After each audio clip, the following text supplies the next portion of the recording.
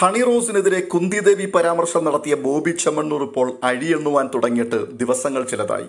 അതിന്റെ കാരണം അയാൾക്കെതിരെ ചുമത്തിയിരിക്കുന്ന വകുപ്പുകൾ ഒക്കെ അതീവ ഗൗരവതരമായിരുന്നു എന്നുള്ളതാണ്.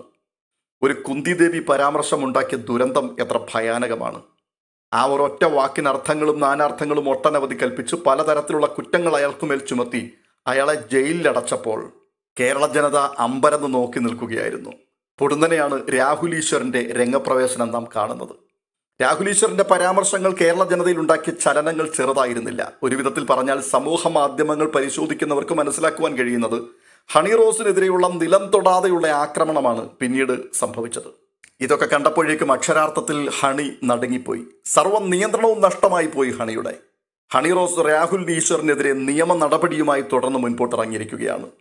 രാഹുൽ ഈശ്വറിനെതിരായിട്ടുള്ള പടയൊരുക്കത്തെക്കുറിച്ച് താൻ സമൂഹ മാധ്യമത്തിൽ കുറിച്ചതിൽ വളരെ ശ്രദ്ധേയമായ ചില വാക്കുകളുണ്ട്. താനും തൻ്റെ കുടുംബവും ഇപ്പോൾ കഠിനമായ മാനസിക വ്യഥയിലാണ്. ആത്മഹത്യയിലേക്ക് പോലും തള്ളിയിടുന്ന രീതിയിലാണ് രാഹുൽ ഈശ്വറിന്റെ പരാമർശങ്ങൾ നടന്നത്. എന്ന് വെച്ചാൽ അടപടലം ഹണി റോസിനെ തകർത്തുടച്ചു കളഞ്ഞു രാഹുൽ ഈശ്വറിന്റെ പ്രസ്താവനകൾ. മാത്രമല്ല, ആ പ്രസ്താവനകളെ 100% ശരിവെച്ചുകൊണ്ട് കേരളത്തിലെ ലക്ഷക്കണക്കിന് ജനങ്ങൾ സമൂഹ മാധ്യമങ്ങളിൽ കൂടി ഹണി റോസിനെതിരായി കഠിനമായ ആക്രമണം അഴിച്ചുവിട്ടു. ചുരുക്കത്തിൽ ഇതിന്റെ എല്ലാം ഉത്തരവാദി രാഹുൽ ഈശ്വരായി മാറുകയാണ്. അതുകൊണ്ട് തന്നെ ഇനിയിപ്പോൾ ബോബി ചെമ്മണ്ണൂരിനൊപ്പം അല്ലെങ്കിൽ അടുത്ത സെല്ലിൽ ഏത് നിമിഷവും രാഹുൽ ഈശ്വരും അടയ്ക്കപ്പെടാം. ഹണി റോസ് വല്ലാതെ ഭയന്നിരിക്കുകയാണ്. തനിക്കെതിരെ ദ്വയാർത്ഥ പ്രയോഗം നടത്തിയ ബോച്ചയ്ക്കെതിരായി നിയമ നടപടിയുമായി മുൻപോട്ട് നീങ്ങിയപ്പോൾ കേരള സമൂഹത്തിൽ നിന്ന് ഗംഭീരമായ സപ്പോർട്ട് തനിക്ക് ലഭിക്കും എന്ന് വിശ്വസിച്ച ഹണി റോസ് ഇപ്പോൾ പറയുന്നു താൻ വല്ലാതെ തകർന്നിരിക്കുകയാണ്. അതെ, തൻ്റെ പ്രതീക്ഷകൾ അടിമുടി തകർക്കപ്പെട്ടിരിക്കുന്നു. തൻ്റെ കരിയർ നശിപ്പിക്കപ്പെടുവാൻ പോകുന്നു. തൻ്റെ തൊഴിൽ തനിക്ക് ചെയ്യുവാൻ കഴിയാത്ത രീതിയിലേക്ക് തന്നെ കൊണ്ടുവന്നെത്തിച്ചിരിക്കുന്നു. സമൂഹ മാധ്യമങ്ങൾ തന്നെ അവഹേളിച്ച് നശിപ്പിക്കുന്നു. മാത്രമല്ല, തൻ്റെ ജീവന് പോലും ഇപ്പോൾ ഭീഷണി വന്നിരിക്കുകയാണ്. ഹണിക്കെതിരായി ദ്വയാർത്ഥ പ്രയോഗങ്ങളും അശ്ലീല പരാമർശങ്ങളും നടത്തിയ ബോച്ചയ്ക്കെതിരെ നിയമ നടപടി സ്വീകരിക്കുമെന്ന് ഹണി റോസ് പറഞ്ഞപ്പോൾ തന്നെ അതിനെ അയാൾ ഗൗരവത്തിലെടുക്കുകയും അതിന് മാപ്പ് പറയുവാൻ തയ്യാറാണ് എന്ന് മറുപടിയായി കുറിക്കുകയും ചെയ്തു. ആ സമയത്ത് സോഷ്യൽ മീഡിയ മുഴുവനും ഹണിക്കൊപ്പമായിരുന്നു. ബോബി ചെമ്മണ്ണൂർ വൃത്തികെട്ടവനാണെന്നും അയാൾ സ്ത്രീലമ്പടനാണെന്നും സ്ത്രീകളെ കാണുമ്പോൾ ആഭാസതരങ്ങൾ മാത്രം പറഞ്ഞ് രസിക്കുന്നവനാണെന്നും ഒരു പരിഷ്കൃത സമൂഹത്തിൽ വളർന്നു വരുന്ന ഒരു തലമുറയ്ക്ക് അദ്ദേഹം കൊടുക്കുന്ന സന്ദേശം അങ്ങേയറ്റം വൃത്തിഹീനമാണ് എന്നും കുറിച്ചുകൊണ്ട് പതിനായിരങ്ങളാണ് സോഷ്യൽ മീഡിയയിൽ ഹണി റോസിനെ പിന്തുണച്ചുകൊണ്ടെത്തിയത്.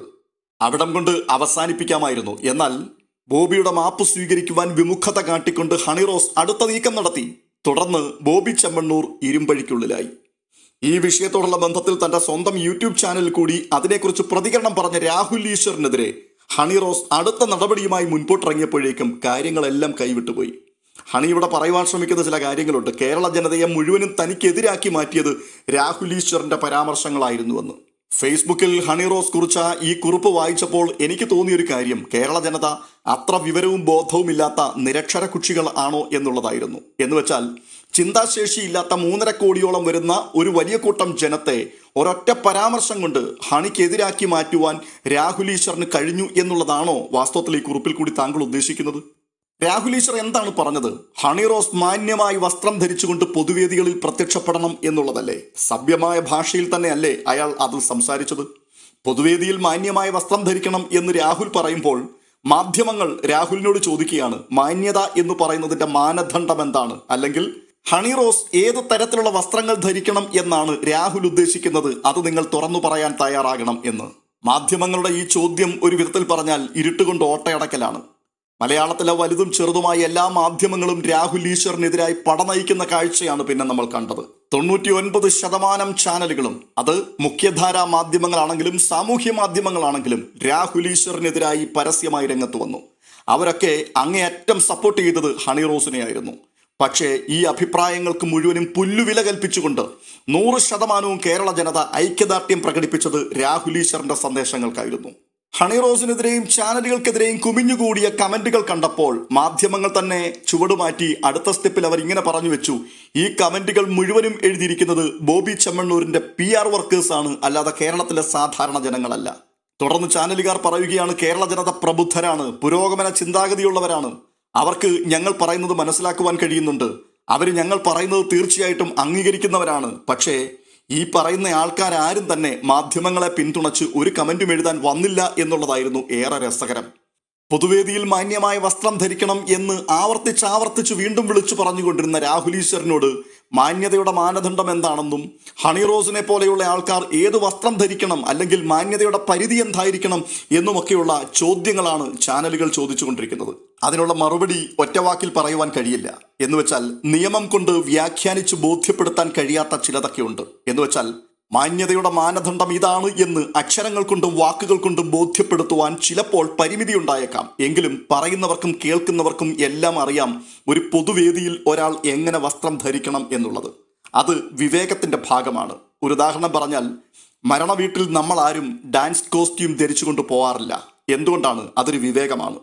ഹണി റോസിന്റെ കാര്യം വിടുക. മമ്മൂട്ടിയോ മോഹൻലാലോ നാളെ പൊതുവേദിയിൽ അല്ലെങ്കിൽ 4 ആൾ കൂടുന്ന ഒരു ഉദ്ഘാടന സ്ഥലത്ത് ഒരു കൊച്ചു ട്രൗസർ മാത്രം ഇട്ടുകൊണ്ട് കയറി വന്നാൽ തീർച്ചയായിട്ടും നമ്മൾ പറയും അയ്യേ എന്ന്. കേരള ജനത മൂക്കത്ത് വിരൽ വെക്കും. എന്തുകൊണ്ടാണ്? ആ വ്യക്തികളിൽ നിന്നും നമ്മൾ പ്രതീക്ഷിക്കുന്ന ന്യായമായൊരു വസ്ത്രധാരണ ശൈലിയുണ്ട്. മമ്മൂട്ടിയോ മോഹൻലാലോ ഒക്കെ നാളെ അർത്ഥനഗ്നത കാട്ടിക്കൊണ്ട് ഒരു ട്രൗസറും ഇട്ട് സ്റ്റേജിൽ കയറി നിൽക്കുകയാണെങ്കിൽ ഇന്ത്യൻ നീതിന്യായ വ്യവസ്ഥയെ ലംഘിച്ചു എന്നൊന്നും ആരും പറയില്ല. പകരം കുറച്ചുകൂടി മാന്യമായിട്ട് അവർക്ക് വസ്ത്രം ധരിക്കാമായിരുന്നു എന്ന് മലയാളി തീർച്ചയായിട്ടും പറയും. അതുമാത്രമേ രാഹുൽ ഈശ്വറും പറഞ്ഞിട്ടുള്ളൂ. രാഹുൽ ഈശ്വർ തന്റെ യൂട്യൂബ് ചാനലിൽ കൂടി പറഞ്ഞ അഭിപ്രായത്തിലും വിവിധ ചാനലുകളിൽ അദ്ദേഹം പറഞ്ഞ അഭിപ്രായങ്ങളുടെയും ഒക്കെ കീഴിൽ വന്നിരിക്കുന്ന കമന്റുകളിൽ എല്ലാം ഈ അർത്ഥം തന്നെയാണ് നിഴലിച്ചു നിൽക്കുന്നത്. മാന്യതയുടെ മാനദണ്ഡം എന്താണ് എന്ന് വാർത്താ ചാനലിൽ ഇരുന്നു കൊണ്ട് രാഹുൽ ഈശ്വറിന്റെ മുഖത്ത് നോക്കി ചോദിക്കുന്ന ഒരാൾ പോലും എന്തുകൊണ്ടാണ് എല്ലാ ദിവസവും കോട്ടും സ്യൂട്ടും ഇട്ടുകൊണ്ടല്ലേ വരുന്നത്? ഒരു രസത്തിന് ഇന്ന് ട്രൗസർ ഇട്ടുകൊണ്ട് വന്നേക്കാം എന്ന് പറഞ്ഞ് എന്താണ് ഒരു വാർത്താ അവതാരകനായിട്ട് ഒരു ദിവസം പോലും പ്രത്യക്ഷപ്പെടാതിരിക്കുന്നത്? ഇന്ത്യൻ നീതിന്യായ വ്യവസ്ഥയെ നമ്മൾ ലംഘിക്കുകയാണല്ലോ എന്നുള്ള ഭയം കൊണ്ടൊന്നുമല്ല. നാളെ നിങ്ങൾക്കെതിരെ നിയമ നടപടി ഒരുപക്ഷെ ഉണ്ടായാലോ എന്നുള്ള ചിന്തകൾ കൊണ്ടുമല്ല. പിന്നെന്താണ്? അതൊരു പൊതുബോധത്തിന്റെ ഭാഗമാണ്. അതൊരു മാന്യതയുടെ ഭാഗമാണ്. ഈ പറയുന്നവർക്കും പറയിപ്പിക്കുന്നവർക്കുമെല്ലാം കാര്യങ്ങൾ വളരെ നന്നായിട്ട് അറിയാം. പക്ഷേ പിന്നെ എന്തുകൊണ്ടാണ് ഇങ്ങനെയൊക്കെ കാര്യങ്ങൾ നീങ്ങിക്കൊണ്ടിരിക്കുന്നത് എന്ന് ചോദിച്ചാൽ ഇതിൻ്റെയൊക്കെ പിൻപിൽ ചിലരുടെ ഗൂഢമായ ലക്ഷ്യങ്ങളുണ്ട്. എന്ന് പറഞ്ഞാൽ മലയാളി നാളത്തെ ദിവസം എന്ത് ചർച്ച ചെയ്യണം എന്ന് തീരുമാനിക്കുന്നത് പോലും ഇത്തരത്തിലുള്ള ചില ആൾക്കാരാണ്. പക്ഷേ ഹണി റോസിന് വേണ്ടി എല്ലാ ദിവസവും ചർച്ചയൊരുക്കുവാൻ അവർ തയ്യാറല്ല. പുതിയ പുതിയ വിഷയങ്ങൾ അന്വേഷിച്ചുകൊണ്ട് അടുത്ത ദിവസങ്ങളിൽ വീണ്ടും അവർ നീങ്ങുകയാണ്. അതുകൊണ്ട് എന്താണ് സംഭവിക്കുന്നത്? ഹണി റോസ് 1, 2, 3 ദിവസം മാത്രം ചർച്ച ചെയ്യപ്പെട്ട് മറ്റൊരു വിഷയത്തിന് വേണ്ടി വഴിമാറ്റപ്പെടുമ്പോൾ ഇവിടെ ഹണി റോസ് എന്ന് പറയുന്ന വ്യക്തിയുടെ ഭാവി തന്നെ ഇരുട്ടിലാകുവാൻ പോവുകയാണ്. അതാണ് ഇപ്പോൾ സോഷ്യൽ മീഡിയ പുതുതായി ചർച്ച ചെയ്തുകൊണ്ടിരിക്കുന്നത്.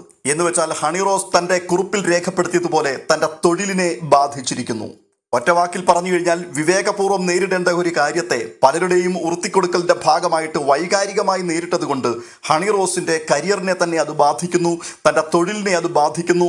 ഇപ്പോൾ പുതുതായി റിലീസ് ചെയ്യാൻ വെച്ചിരുന്ന റേച്ചൽ എന്ന സിനിമ പോലും അതിന്റെ റിലീസ് മാറ്റിവെച്ചിരിക്കുന്നു. നമുക്ക് ലഭ്യമായ വിവരങ്ങൾ അനുസരിച്ച് മനസ്സിലാക്കുവാൻ കഴിയുന്നത് ഏകദേശം 10 കോടിയിലധികം രൂപ മുടക്കി നിർമ്മിച്ച ഒരു ചിത്രം ഹണി റോസിനെതിരെയുള്ള പൊതുജന വികാരം ബോധ്യപ്പെട്ടത് കൊണ്ട് തന്നെ അതിന്റെ റിലീസ് മാറ്റിവെച്ചിരിക്കുകയാണ്. ആർക്കാണ് ഇവിടെ നഷ്ടം സംഭവിച്ചിരിക്കുന്നത്? ഇപ്പോൾ തന്നെ സമൂഹ മാധ്യമങ്ങൾ ചർച്ച ചെയ്തുകൊണ്ടിരിക്കുന്ന മറ്റൊരു പ്രധാനപ്പെട്ട വിഷയം ഇതാണ്.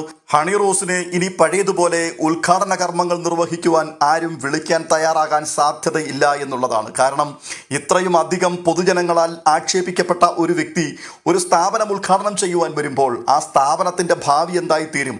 മാത്രവുമല്ല പൊതുസമൂഹത്തിന്റെ നടുവിലേക്ക് ഇനി ഹണി റോസ് ഒരു പ്രാവശ്യം കൂടി വന്നു നിന്നാൽ അവിടെ തടിച്ചുകൂടുന്ന ജനങ്ങളുടെ പൊതുവികാരം എന്തായിരിക്കും? ഏത് തരത്തിലുള്ള പ്രതികരണമായിരിക്കും ഹണി റോസിനെതിരെ ഉണ്ടാകുവാൻ പോകുന്നത്? ഏതെങ്കിലും തരത്തിലുള്ള പ്രശ്നങ്ങൾ പൊട്ടിപ്പുറപ്പെട്ടാൽ അതിന്റെ ഉത്തരവാദിത്തം തങ്ങളായിരിക്കുമല്ലോ പറയേണ്ടി വരിക എന്നൊക്കെയുള്ള ചിന്ത കൊണ്ട് ഹണി റോസിനെ ഉദ്ഘാടനം പോലെയുള്ള പ്രധാനപ്പെട്ട ചടങ്ങുകളിലേക്ക് വിളിക്കുന്നതിനെ കുറിച്ച് അങ്ങനെയുള്ള ആൾക്കാർ 2 വട്ടം ചിന്തിച്ചേ ഇനി മുൻപോട്ട് സ്റ്റെപ്പുകൾ വെക്കൂ എന്നുള്ള കാര്യങ്ങൾ വരെയാണ് ചർച്ച ചെയ്യപ്പെടുന്നത്.